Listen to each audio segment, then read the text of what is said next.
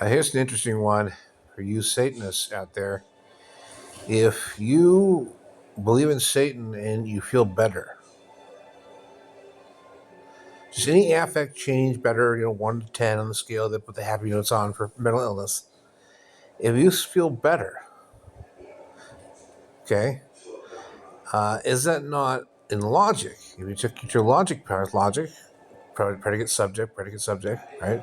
An instance of there being a God.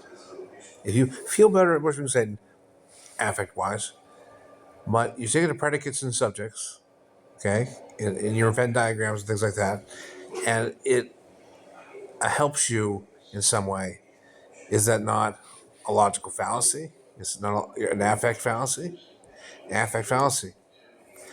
None of there's just an easier one is predicate fallacy. Predicate fallacy is you can't have the existence of no God with God because no God indicates God using in some sense of what you believe. So there's no God means there's a God because you're saying there's no, right? You can't diminish God by just not saying it. Okay. And then again, the former, the affect fallacy. Anyhow, I want to get to my book. I really want to solve the world, and I have solved it. And somebody else is working on it, I'm sure of it. And I've come out with a false title and an author and all that such. And it'll ruin the world. It will wreck the world entirely. It's supposed to be a campaign pageantry run. Okay, I'm supposed to earn this through, the mechanics of my own thought. I hope that people will join in and call for my government to ask me to finish.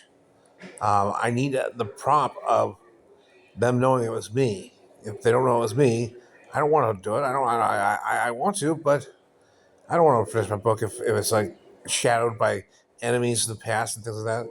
Oh, by the way, if you and your enemies of the past would have invented SpaceX, you and the enemies of the past would have invented SpaceX. If you would have been part of that, and you would have been, putting people into space and things like that, or otherwise in the queue for astronaut training because we were good enough to have worked out together or something of that nature, then you owe them like at least a gunshot, don't you? Like on the distance, or let's drop by or something like that. I mean, it can be a very valuable gun. I mean, like the gun line that killed Hitler or something. I think the Hitler guy that I met when I was a great grandfather was just a copy. And he had to deal with the Hitler guy in real life. Anyway, 102 years old, 108 years old. I've got the math.